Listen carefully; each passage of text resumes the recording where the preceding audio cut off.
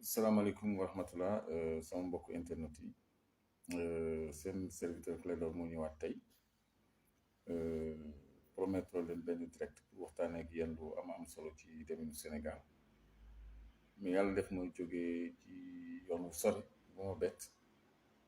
may doog a agsi donc maa ngi jégalu ci retard bi maa ngi jégalu aussi ci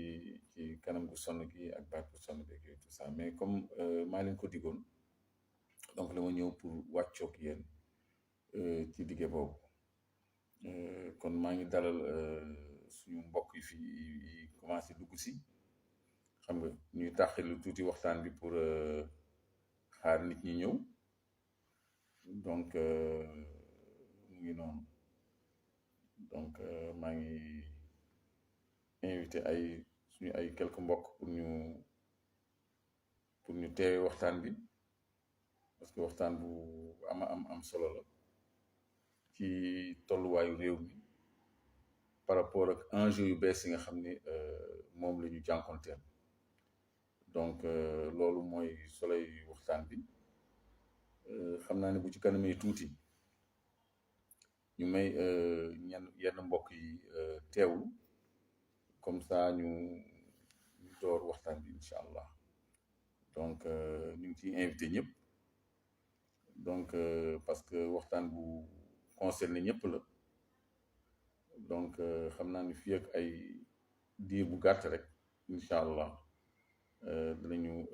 dugg ci waxtaan bi incha allah donc encore une fois maa ngi jéggalu ci guddee bi maa ngi jéggalu ci guddee bi yoon moo ma bett comme je le disais tout à l'heure donc mais fi mu nekk nii voilà ñu ngi jublu ci liggéey bi ci waxtaan bi Sénégal fi mu nekk nii dafa nekk ci benn tournant bu am solo boo xam ne bëgg nañu daal ñëpp bàyyi ci xel aussi bien population yi que suñu décideurs yi suñu dirigeants yi suñu homme politique yi ak ñëpp daal donc loolu mooy solo yu waxtaan bi dañuy xaw a taxirlu tuuti nii rek comme ça nit ñi teewlu donc maa ngi dalal Mamito Diop di dalal Babacar Ndiaye di dalal Kingsley Abdallah di dalal sëñ Amidou Dieng di dalal Assane Bill di dalal Lange Gardien sama boy bi maa ngi lay nuyu maa ngi lay ziar Jean Paul Bass Gueye maa ngi lay ziar donc fàttewuñu Pape Khalil Gassama maa ngi lay ziar tamit Pape Khalil ku may faral di suivre la di commenter samay post donte post yi bëriwul parce que je suis pas très Facebook on me signale qu'il y a pas de son c'est vrai je crois que dama tafoon dama obstrué woon micro bi tuuti waaw maa ngi ziar donc son bi ñu ngi koy tawat donc xaaral ma gën a jege objectif bi su fekkee ni son bi tane na aussi ngeen wax ma ko donc voilà son bi normal na voilà je crois que ci man la woon pour ñuy doog a dugg rek Modou Sylla merci Arfan Bakary merci Yaya Ka jaajëf yow tamit ma dem ba Sëñ Touba maa ngi lay ziar donc pour ñuy doog a dugg on est déjà 51 dama façon yéene tey am ak yéen waxtaan bu am solo ci li ñu bokk Sénégal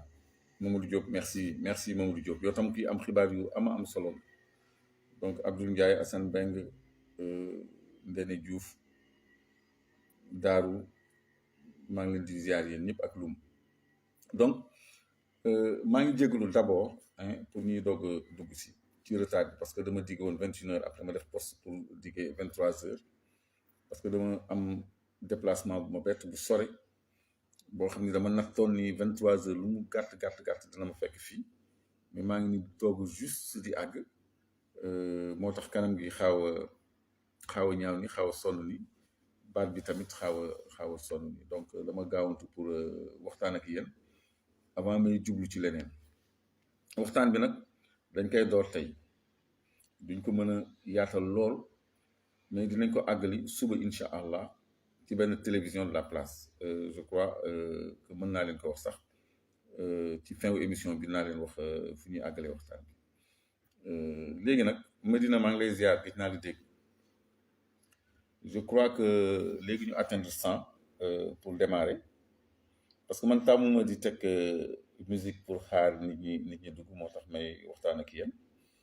Le temps on est 84 déjà su ñu amee 100 rek commencé départ. Je crois que après nit ñi dañ ko suivre ma leen di ñaan rek ngeen jàpp ci communication bi ngeen partage ko parce que lu ñu bokk la lu ma ñor la.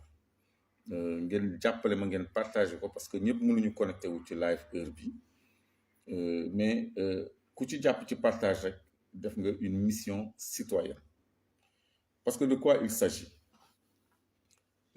def naa maa ngi dugg ci waxtaan bi on est 99 donc on est 100 de quoi il s'agit tey xam naa ñu bëri dinañu xalaat mbirum politique mbirum élection mbirum conseil constitutionnel ak yooyu loolu taxul jóg waxtaan bi tey bu ngeen fàttalikoo yàgg naa di wax ne Sénégal yàlla daf ko may xëwal boo xam ne Europe daf ci teg bët. Khady Sow Cissé tëddëgoo maa ngi lay ziar madame Cissé maa ngi lay ziar sama xarit sama coloré maa ngi lay ziar bu baax ak waa kër gi yëpp. donc yàgg naa leen wax ni Sénégal yàlla daf ko dote ay ressources yu spéciales yoo xam ne Europe daf ci teg bët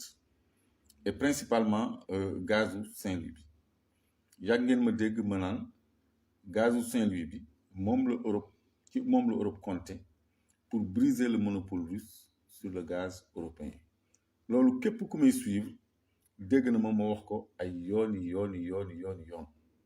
boobu conflit bi amagul maanaam diggante Ukraine ak Russie amagul. donc yàgg naa ci attirer attention nit ñi léegi ci contexte bi ñu nekk nii demande boobu dafa gën a jéggi dayoo dafa gën a stratégique dafa gën a exacerbé dafa gën a pressant. donc pour fàttali ñi ko xam ak ñi ko xamul yépp yàlla daf ñu baaxee benn gisement bu nekk diggante frontière Sénégal ak Mauritanie bu ñu tuddee Grande Tortue Ahmeyim ñun ñu tuddee woon ko Gëmbal. donc gisement boobu yàlla daf ci dëxëñ 70 trillions de pieds cubes de gaz. trillion mooy 1000 milliards mooy 1 trillion 1000 milliards mooy 1 trillion ngeen jàpp mesure boobu trillion TRI2LON trillion donc 1 trillion mooy 1000 milliards 70 trillions mooy 70 000 milliards de pieds cubes nag moo gën a tuuti mètre cube mais c'est quand même énorme. loolu la ñu xaymaa potentielu li tëdd foofu ci gaz te loolu xayma rek la parce que yàlla rek moo xam lu mu fa dëxëñ mu toll donc xayma doomu aadama kese la ci seen xayma tamit Cosmos ak BP Cosmos surtout nee na gisement boobu c'est exploitable pendant 270 ans ñaari téeméeri at ak juróom-ñaari fukk mën nañu di ngacc ci gaz boobu te du ko tax a jeex. pour rappel Arabie Saoudite ci pays yi ëpp pétrole la bokk te ñoom ba ñu commencé produire seen pétrole ça fait des siècles te ba léegi ñu ngi am pétrole loolu mooy ressource naturelle du luy gaaw a jeex. Sococim toujours ma jox exemple bi 1948 ba léegi mu ngi am ciment ci zone Bargny bi nga xam ne fa lay waxi boobu ba tey. donc gisement surtout énergie matière fossile maanaam lu mel ni pétrole ak gaz loolu mooy gën a gudd fan mooy gën a yàgg tamit que yenn minéraux yi. donc foofu am nañ fa potentiel bu am solo boo xam ne dañ ko bokk ak Mauritanie ñu koy tuddee GTA Grande Tortue Ahmeyim mooy GTA Grande Tortue Ahmeyim mooy wàllu Mauritanie dafa am ñaari teen bu tudd Ahmeyim 1 ak Ahmeyim 2 ak benn teen côté Sénégal bu tudd Gëmbal 1 mais Gëmbal 1 boobu moo ëpp ñaari Ahmeyim yëpp ba noppi système de vase communicant la boo xam ni gaz bi yëpp foofu lay féete bon loolu c'est un détail. léegi gaz boobu ñu ngi ko xayma ci plan de production bi nga xam ni Cosmos ak BP ñoo ko déposé ñoom nee nañu bés bu ne danañu produire lu tolloog 14 millions et demi de mètres cubes de gaz bi yoon mètre cube laa wax 14 millions et demi de mètres cubes de gaz donc 14 millions et demi de mètres cubes de gaz lu bëri la ci gaz beneen xayma mooy bi Macky Sall di wax daf ko évaluer moom en tonnes day tolloog 2,5 millions tonnes par an en début d'exploitation 2,5 millions tonnes par an ku ma mën a dimbali diviser ma ko par 365 jours di ngeen xam ñaata tonnes par jour la équivaloir après ma wax leen lan mooy normomètre cube ñu mën ko xayma ci xayma bu xel yëpp mën a jàpp donc 2,5 millions divisé par 365 nañ ma ko defal ngir yàlla comme ça parce que gaz ak pétrole duñ ko évaluer par an loolu lëndëmal nit la waaw loolu lëndëmal nit la par jour la ñuy évaluer production pétrolière ak gazière tant de barils jour tant de mètres cubes jour bokkul ak or tant de tonnes par an phosphate tant de tonnes par an même arachide tant de tonnes par an hydrocarbures rek mooy production quotidienne journalière chaque jour donc 14 comme ñun mètre cube la ñu miin xamuñu TCF xamuñu feet pied cube nañu raisonner en termes de mètre cube donc ci mètre cube ci ay mètre cube ñuy xam ñun wala normomètre cube mooy mètre cube liquide mu ngi toll ci 14 millions et demi de mètres cubes par jour gisement boobu donc loolu la Europe te woon bët bu yàgg laata conflit bi ba ma doon leen wax ni benn femme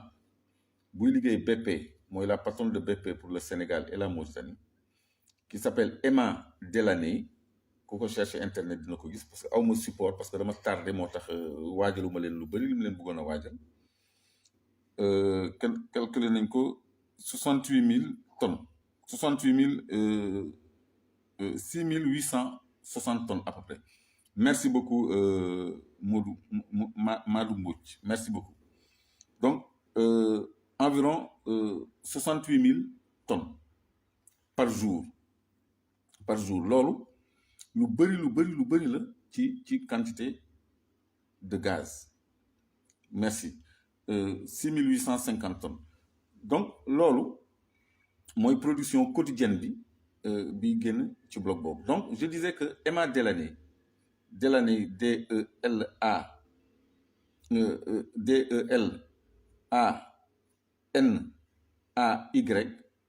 bu ngeen ko recherché di ngeen gis une femme Emma Delaney wala même recherche vocale di ngeen ko gis une femme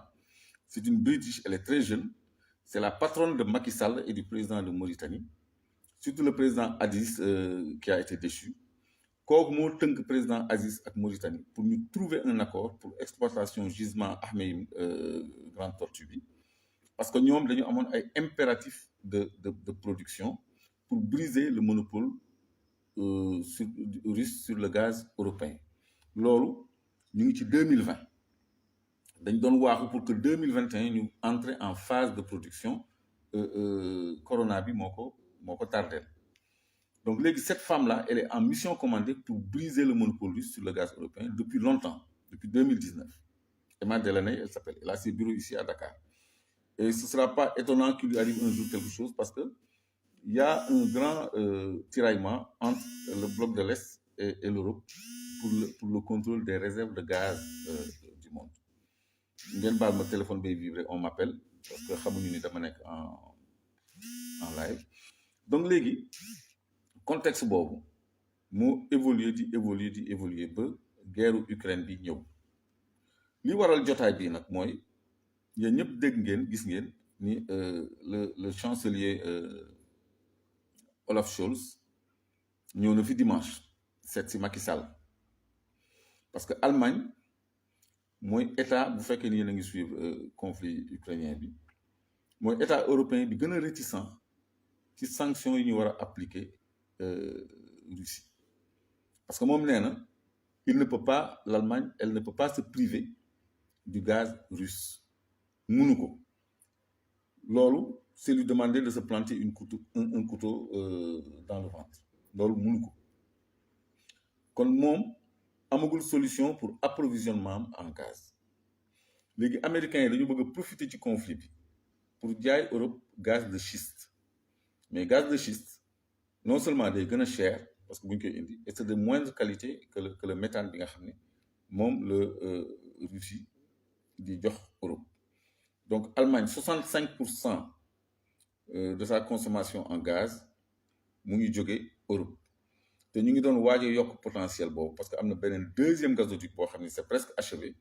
bu ñuy tuddee Nord Stream 2 boo xam ne au niveau de Gazprom l'ex-chancelier allemand Gerhard Schröder nga xam ni moom moo jiite woon Allemagne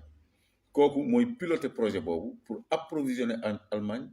en gaz kooku mu ngi liggéey ak Russie actuellement l'ancien chancelier allemand Gerhard Schröder donc loolu problème la épine la ci tànku Europe parce que ñoom ñëpp dañu bëgg a manko pour daan Russie sanctionner leen bañ a jëlati seen gaz moo tax léegi pour substitution Allemagne ñëw Sénégal pour waxtaan ak Macky Sall pour waxtaan ak Sénégal pour que suñu gisement bu énorme boobu suppléer carence bi ñuy am ci bu fekkee ni Russie indeetul gaz Allemagne parce que Russie nee nañ leen dinañu arrêter de toute façon seen approvisionnement en gaz bu ñu fayul en rouble wala en yuan parce que comme dañ leen exclure ci système bancaire bi ñuy wax SWIFT benn codification bancaire boo xam ne ça permet d'abord aux Américains de contrôler tous les transferts mondiaux qui se font au niveau bancaire mooy ay code IBAN yooyu tout ça c'est le SWIFT c'est le même système interbancaire non seulement dañ ci génnee Russie mais dañ leen bëgg a geler seen ay avoirs yu ñu am ci banque étrangère donc ñoom c'est normal que ñu bëgg a sécuriser seen xaalis donc ñoom nangootuñu système européen bi léegi ils imposent la monnaie chinoise ou le rouble information monnaie chinoise le yuan ou le RMB admettre nañ ko dans l'escarcelle de la Banque mondiale c'est-à-dire considérer nañ ko comme devise mën nañ ko jëfandikoo pour jëndante ak jaayante ci bitim réew jëndante ak jaayante ci matière première xayma ci ay places boursières donc loolu dafay wàccee dollar bi day accélérer benn processus bu ñuy wax la dédollarisation te ci loolu lañ jëm parce que y a deux blocs qui se dessinent léegi nag enjeu énergétique bi nga xam ne moo am en Europe Allemagne dafa bëgg changer politique énergétique parce que dafa amoon ay écologistes yoo xam ne dañu taxawoon pour bañ centrale nucléaire am fa parce qu'il y avait eu les incidents de Tchernobyl et tout ça ñoom ñu jëlee ci leçon même si après il y a eu Fukushima plus récemment donc léegi ñoom dañu bannir nu mu tuddati nucléaire ci seen source énergétique dem ci gaz parce que gaz moo gën a propre pétrole moo gën a propre fuel moo gën a propre énergie fossile yu bëri donc léegi merci Babacar Diaby donc léegi dañu changer waat option parce que dañu bëgg a retourner au nucléaire parce que France tey jii li ko mettre à l'abri du gaz russe mooy moom li ëpp ci courant am ci ay centrales nucléaires lay jóge donc Allemagne dafa bëgg a dellu ci tànk yooyu kooku muy benn ñaareel bi dafa bëgg a ut beneen source d'approvisionnement en gaz te Sénégal la ñuy négocier ñoom ak européens maa ngi ñëw nag ci solo waxtaan bi parce que dafa am benn instance politique intérieure boo xam ne bu am solo la boo xam ni dama bëgg ñu taxaw ci buñ ci àggee donc léegi loolu moo tax moom mu ñëw fii ba mu fi jógee Niger la dem Niger lan moo fa am uranium mooy énergie nucléaire mooy nucléaire donc ñoom tubaab yi ñoom riche yi ñoom pays développés yi sans ñun duñu dem la ñu soxla yépp mu ngi ci ñun ñoo ko yor kon ñun suñu wàllu bopp ñun ñoo war a xam li ñu yor baal leen ma yëngu-yëngu yi téléphone bi dama ko téye parce que mënu ma ko fixer j'ai presque improvisé wax jotaay bi donc ñun li ñu am dañ ko war a xam parce que dañu toll ci contexte boo xam ni on doit tirer le meilleur de nos ressources parce que tey la ëpp solo tey la ëpp valeur tey la ëpp prix tey la ëpp enjeu géostratégique tey la ëpp enjeu économique tey la ñu war a gën a mën a respecter Sénégal mais ñoom dina leen jaral lépp pour ñu teg loxo ci suñu gaz bi ñuy produire Saint-Louis te gaz bi d'ici quelques mois lañ koy produire 2023 la ñu wax léegi loolu am na beneen jaan bu ci laxasu dafa am benn plateforme flottante de liquéfaction de gaz bu ñuy wax FPSO Floating Production Storage and Offloading Vessel wala Offloading Unit plateforme flottante de production de stockage et d'approvisionnement mooy FPSO Floating Production Storage and Offloading Vessel wala unit vessel mooy navire unit mooy unité donc ñun dañu commandé Sénégal ak Mauritanie benn plateforme flottante de liquéfaction de gaz donc c'est un terminal méthanier flottant boo xam ne ñu ngi ko war a installer au large de Saint-Louis à 8 kilomètres seulement des côtes boo xam ne moom moo war a extraire gazu Saint-Louis bi ba noppi séddale ko donc navire boobu FPSO boobu da ngeen familiariser wu ak moom boobu ñu ngi koy defaree Chine daanaka pare na ci contrat yi dafa waroon nekk moomeelu Sénégal ak Mauritanie après 10 ans d'exploitation dafa war a nekk suñu alal suñu bien suñu infrastructure après 10 ans d'exploitation Macky Sall demoon na fi Mauritanie di essayer avion bu bees bi mu jëndee 60 milliards demul woon pour essayer avion bu bees bi mu jëndee 60 milliards dafa demoon pour signer beneen accord boo xam ni accord bu ñu publié wul la bu ñu waxul kenn la moo tax ma bëgg homme politique yi journalistes yi décideurs yi intellectuels yi bàyyi xel bu baax a baax ci li may wax pour demander compte gouvernement bi ñi ko mën les députés par exemple les leaders politiques par exemple comme Ousmane Sonko comme ñeneen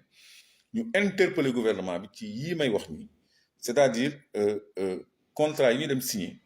ba nga xam ni plateforme bi ñu waroon a revenir au bout de 10 ans d'exploitation dañ koy joxe en location dañu koy jox ñun en location ad vitam aeternam c'est-à-dire dañ koy défalquer des coûts de production pétrolier li ñu naan cost oil bu ñu exploiter pétrole wala gaz dafa am benn montant bu ñuy défalquer au titre du recouvrement des coûts pétroliers pendant un certain nombre d'années qui n'est pas déterminé ou jusqu'à concurrence d'un certain volume qui n'est tout aussi pas déterminé wuñ ko ci contrat bi déterminé wuñ ko ci annexe contrat bi te loolu maa ngi ci interpellé direction de l'énergie ministère du pétrole du gaz ñoom ñëpp COS Petrogaz ñoom ñëpp képp ku fi am ndomba tànk kuy lijjanti pétrole ak gaz man maa ngi leen ci interpellé te suba mercredi am na émission bu ñu fent RTS buy wax suñu pétrole suñu gaz de 16h à 17h maa ngi leen ci interpellé tamit parce que loolu débat citoyen la war a doon ñun dañu war a xam donc Macky Sall dafa dem signer pour que loolu nekk toujours somme boo xam ni Sénégal ak Mauritanie dañuy continuer di ko fay moom ak président Mauritanie ñoo d'accord loolu ba noppi 10% yi ñu waroon am ci bloc boobu léegi 5% lañ ci am kon loolu lu ñu war a leeral la histoire plateforme boobu mais problème bi yemul foofu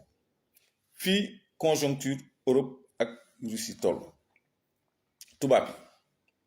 allemand yi français yi danañu def tout pour am Sénégal président bu leen di signer lu ñu bëgg d'ailleurs invité nañu Macky Sall dans quelques jours fële sommet G7 sommet yi nga xam ni pays développés yi ñoo fa nekk pays européens yi ñoo fa nekk invité nañu président Macky Sall sommet G7 dans quelques jours pour mu régler problème mu gazu Europe bi kon gazu Europe bi solution bi fii la te yàlla xam na ni yàgg naa leen ko wax ñi ma daan déglu yàgg nañu dégg avant conflit bi ma naan on compte sur le bloc de Saint-Louis pour briser le monopole russe sur le gaz européen parce que Russie gaz bi moo leen di mettre à l'abri des sanctions des Nations Unies et de l'Union européenne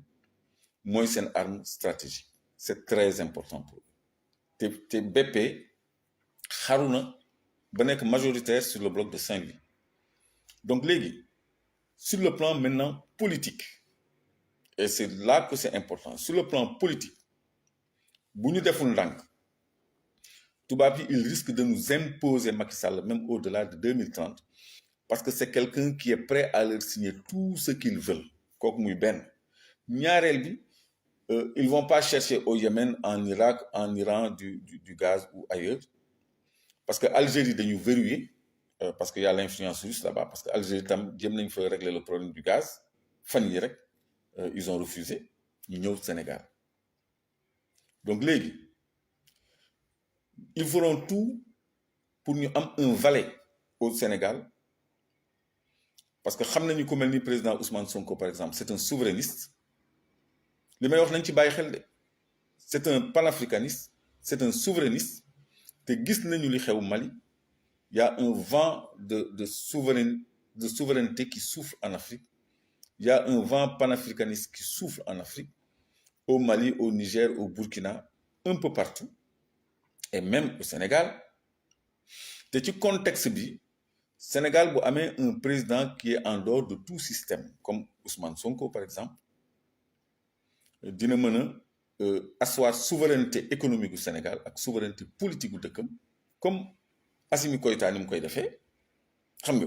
par rapport aux Français qui ont toujours dominé le Mali ba doon leen jox sax autorisation de vol dans leur propre territoire ñoom ñu dindi loolu parce que loolu c'est une aberration c'est aussi une aberration nit ki am yëfam ñu ni ko tubaab bi ni ko yow 10% nga ci moom 90% bi ñoo ko moom donc loolu moo tax Olaf Scholz ñëw Sénégal parce que d'abord ils partent sur des rapports de change à leur avantage 90% contre 10% pour ñun et en plus ñun dañu am un président boo xam ne mais lu ko Macron sant lay def lu ko Union européenne sant lay def parce que Macky Sall intérêt moo ñu jàppale ko rek mu maintenir au pouvoir donc s'il tient l'intérêt des Européens entre ses mains nga xam ni mën na ko brader mën nañ leen jox ay garanties par rapport aux Russes mais il ne se fera pas de scrupule il va leur dire écoutez moi pour que je puisse défendre vos intérêts il faut m'aider à rester parce que mon pouvoir est menacé parce qu'il y a des jeunes qui veulent autre chose il y a un homme politique qui prône autre chose donc voilà Ouattara il est bien président en Côte d'Ivoire te 3e mandat la am Alpha Condé dañ ko coup d'état 3e mandat la amoon te ñëpp ngi seetaan Idriss Déby ñaata yoon la dépassé mandat je crois qu'il était à 6 mandats avant son assassinat Mobutu Sese Seko c'était un dictateur France moo ko ngemboon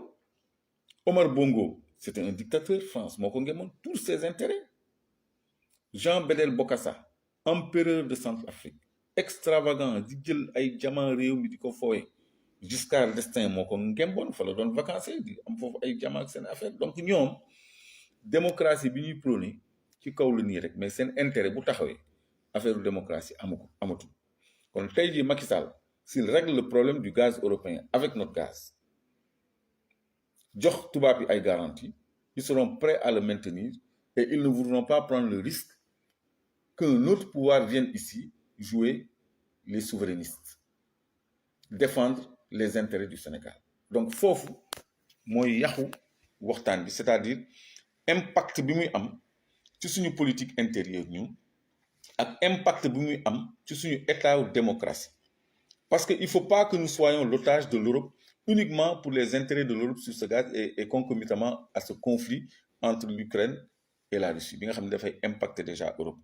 ci wàllu consommation en denrées de premier nécessité en blé parce que Russie ñu ngi commencer contrôler toute la côte tous les ports ukrainiens yi nga xam ne ñoo doon desservir Europe il reste que le port de Odessa Mariupol est tombé Odessa bu ñu ko jëlee la boucle est bouclée foofu fatt na Nord Stream 1 mooy gazoduc bi nga xam ne mooy alimenter Europe mu ngi jaar Ukraine donc sous contrôle russe donc pour ñu tëj seen robinet lu yomb la mais sur l'incidence politique au Sénégal mooy ñoom ñu am un homme qui sert leurs intérêts. Et cet homme, ce n'est pas Ousmane Sonko. Cet homme, c'est Macky Sall. Macky Sall, c'est quelqu'un qui est prêt à tout accepter pour se maintenir au pouvoir et rester au pouvoir. te fi mu nekk ni européens yi jaaxle nañu boo xam ne jaaxle nañu ba fi jaaxle yem. Ils sont prêts à faire toutes les concessions. Macky Sall est en position de force. Ils sont prêts à toutes les concessions pour avoir notre gaz. Information gaz bi nga xam ni moo luqi bëtu européen nekk Saint-Louis, production de 14 millions et demi de mètres cubes par jour, wala 6859 tonnes, comme vous me l'avez si bien calculé, par jour. Est-ce que xam ngeen ni li nekk Kayar, bloc de Kayar, moo ëpp li nekk Saint-Louis? Yàlla moo ñu defal loolu. Est-ce que xam ngeen ni Sangomar ak Jifeer am na gaz? Je certifie sur l'honneur que gaz boobu nekk Sangomar ak Jifeer moo ëpp gaz bi nekk Saint-Louis, bi nga xam ni ci la européen yaakaar pour régler seen problème. kon ñun lan mooy suñu potentiel gazier? ñu ñuy classé bu ñu nekkee en phase de pleine production, maanaam suñu exploité Gëmbël, Yaakaar, Teranga, c'est les puits qui sont à Kayar, exploité Sangomar, Jifeer ak Rufisque, même Rufisque am na gaz. On sera dans le top 5 des producteurs de gaz. Dans le top 5 des producteurs de gaz. Donc li tubaab yi teg bët lu ko ëpp la ñu am Kayar ak Sangomar, Jifeer. kon tey ji Sénégal ay décideurs am, ay hommes politiques am, ay leaders am, ay journalistes am, ay intellectuels am, ay étudiants am, ay citoyens am war nañu xam lan mooy réellement potentialité Sénégal. man ci yoon bu sore laa jóge, mais taluma noppalu taluma reer, parce que lii laa diggee woon ak yéen, il fallait ma wàccoog yéen ci loolu, parce que suba damay àggali waxtaan bi ci beneen médium. mais il fallait ma jox leen ko lillahi wa rasulihi ngeen partagé ko, parce que lépp lu mu leen di jox lu wér a wér naa leen génneel documentation bi yëpp, dafa leen vidéo dans YouTube boo xam ne dañ koy monté mu leer. ma créé leen banque de données boo xam ne éléments yi ngeen bëgg yëpp dañ ko ci fekk, ngeen nekk pour man des relais de communication, maanaam di jàllale message beeg information bi ñëpp jot ci xam ko. parce que fi mu nekk nii Macky Sall dafay surfer ci sous-information wu opinion publique bi, ci sous-information yu homme politique yi, ci sous-information yu journalistes yeeg intellectuels yi, ci sous-information yu étudiants yeeg citoyens yi, te loolu dafa war a dakk. L'information est à notre portée. donc Sénégal dafa am potentiel gazier bu énorme, et on parle même pas encore de pétrole, ci jamono joo xam ne Europe fi mu nekk nii Russie daf leen xoj, parce que hiver bii di ñëw ils ont des soucis. hiver bii di ñëw bientôt décembre, hiver bii di ñëw ils ont des soucis. te Russie s'ils ferment le robinet ils sont morts.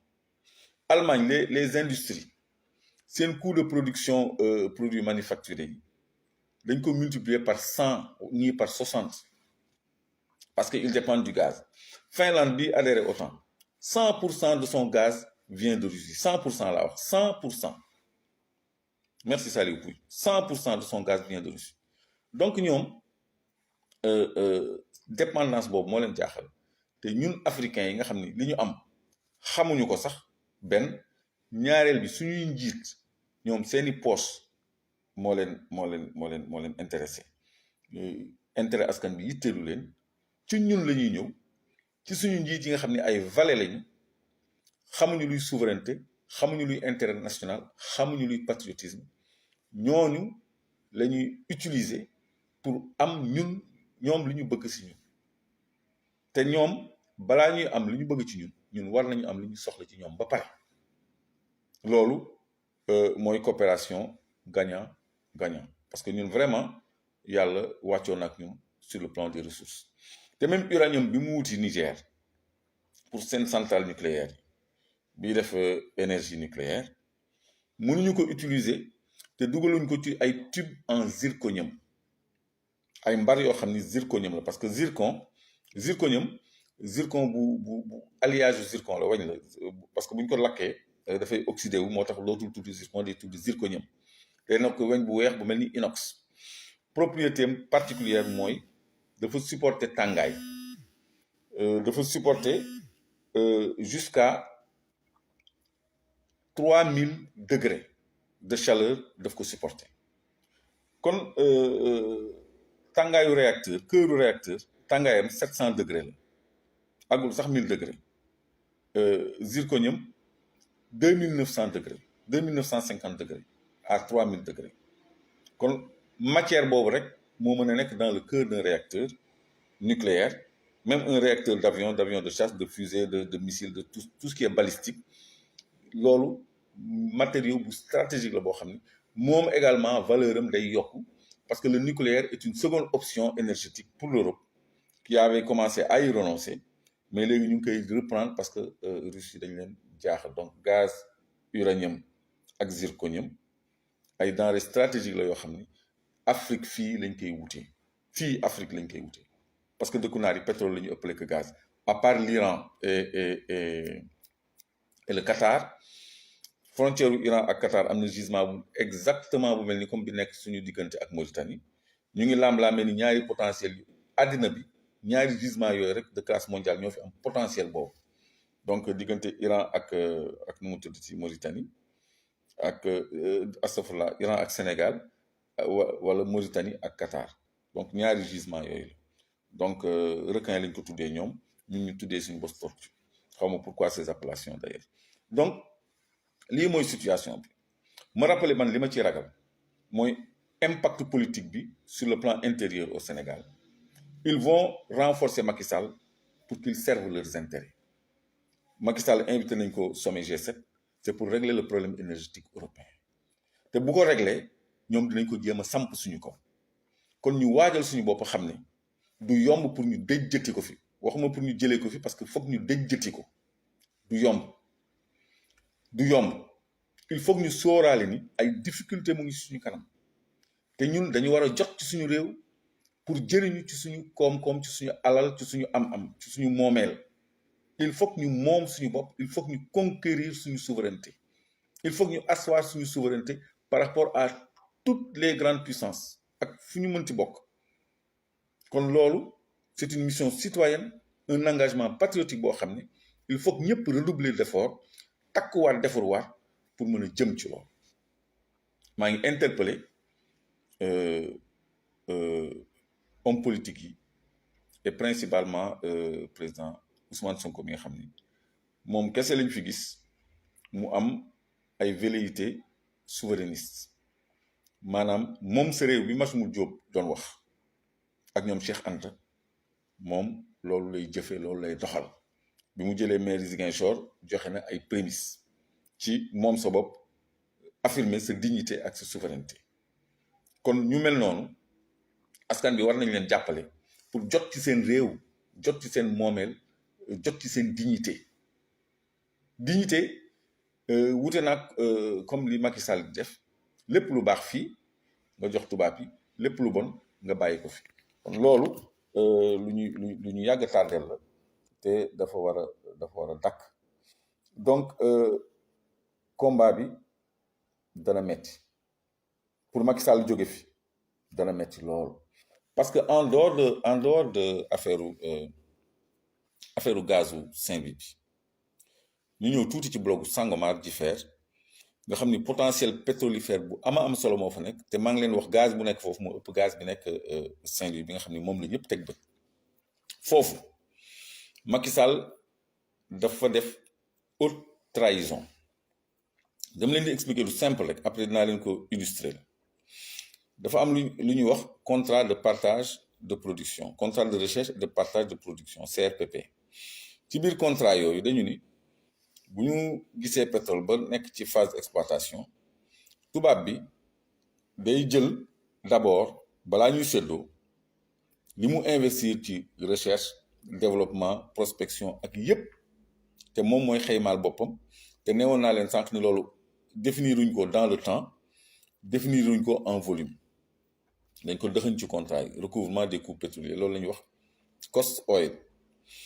donc ñoom dañuy recouvrer une partie ba noppi li ñuy wax production restante maanaam bu ñu xoolee bloc yooyu ak blocu Saint-Louis recouvrement des coûts pétroliers bi 75% la c'est-à-dire sur 100 000 barils 75 000 barils yi dañ koy téq balaa ñuy séddoo ñu ni recouvrement coût pétrolier maanaam li ñu def ci recherche prospection développement ba exploitation dañ koy fayee ko ci suñu pétrole loolu kay mooy ñun ñoo financé prospection recherche développement ba lépp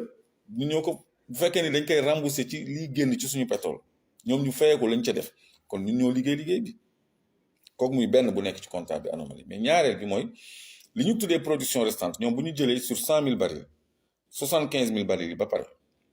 il faut être très patient hein, et très attentif ñoom bu ñu jëlee 75 c'est pas compliqué tout le monde dit c'est compliqué c'est pas compliqué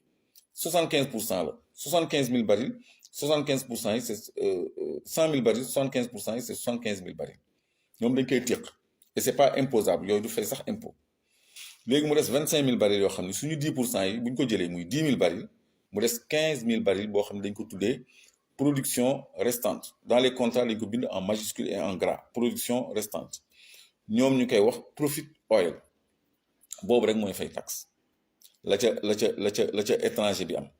léegi production restante boobu suivez-moi bien dañ koy séddoo bu fekkee ni 50 000 à 100 000 barils la Sénégal dañ koy dolli 27%. mais bu ëppee 100 000 barils ba 200 000 barils Sénégal 30% lañ koy dolli suivez-moi bien jusqu'à 100 000 barils ñun 27% la ñu am yu dolleeku ci suñu part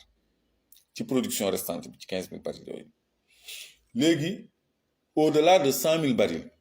ñun 30% la ñu am léegi li xew mooy Woodside dafa déposer plan de production ci blocu Sangomar bi de 100 000 barils jour léegi 100 000 barils jour 27% lañ ci am lu dolleeku léegi bu ci tegoon benn baril rek ñu passé ci seconde tranche bi on change de tranche pour un seul petit baril léegi yow miy déglu yow miy seetaan boo nekkoon président Sénégal nga xam ni société bi bu produire 100 000 barils teg ci benn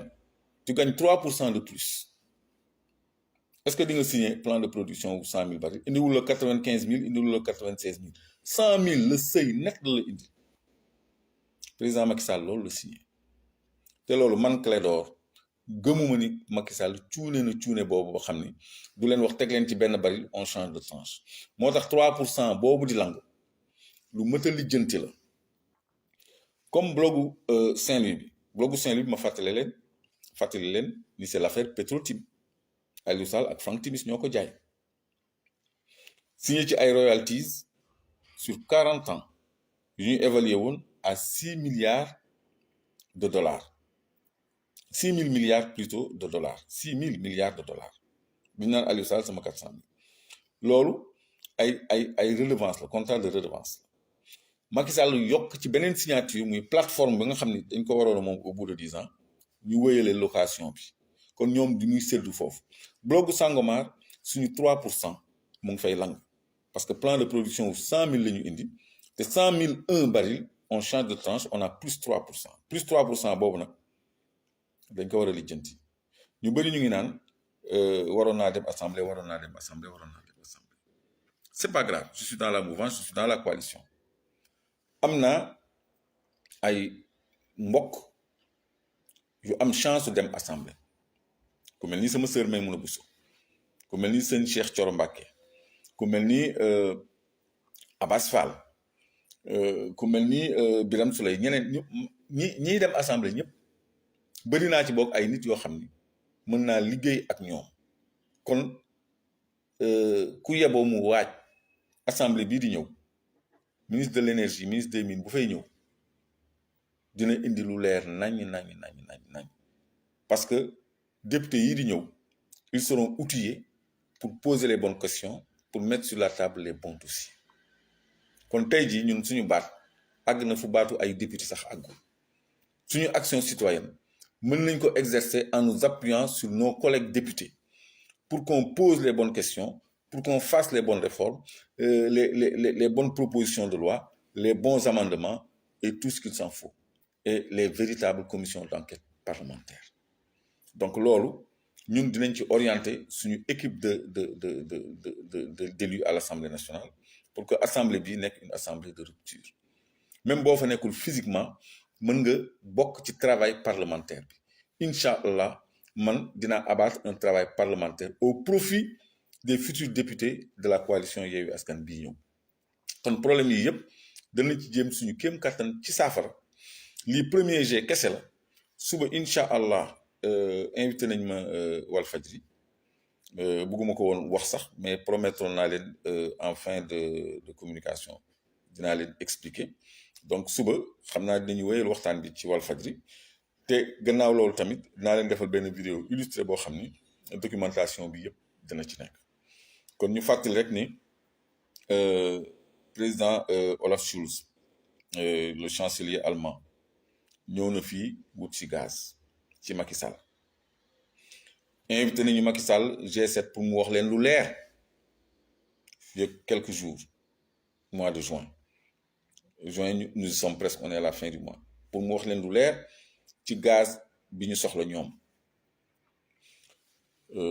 ñaareel bi mu fa jógee dem na Niger pour am uranium pour retourner ci ay centrales nucléaires pour am énergie atomique kon Europe fi mu nekk nii li mu soxla mu ngi koy wutee ci ñun kon ñun ñu ngi en pole position li àddina bi gën a soxla mais ñun ñoo ko yor te Russie sax ñoom it bu doon seen sago européens du ñu jot ci suñu gaz ñoom bu ñu ko mënoon xëccoog ñoom xëccoo koog ñoom kon ñun fi mu nekk nii on doit tirer notre épingle du jeu au lieu ñuy lécher ay bor di jouer les vassaux maanaam ay suq ay dunguru ay valet Europe ak tubaab bi donc loolu moo doon solo waxtaan bi te bokk na ci li ma ci tiit impact politique bi maanaam ki nga xam ne nangul na leen ñoom ñu jéem ko samp suñu kaw loolu nag lu nar a metti lay doon bu ñu jéemee samp Macky Sall suñu kaw ngir seen intérêt ñoom seen intérêt énergétique et minier européen yi par rapport à ce conflit là dana metti trop parce que boobaa day laaj beneen taxawaayu Sénégal yi pour ñu jot ci suñu réew te jot na ñu jot ci suñu réew teg ko ci ay loxo yu koy jëmale kanam ci ay loxo yoo xam ni dañu gëm Sénégal gëm seen bopp kon loolu moo doon solo waxtaan bi tey maa ngi leen di jox rendez-vous suba incha allah Walfadjri Walf Grand Place vers 22h30 incha allah salaamaaleykum wa rahmatulah wa barakatu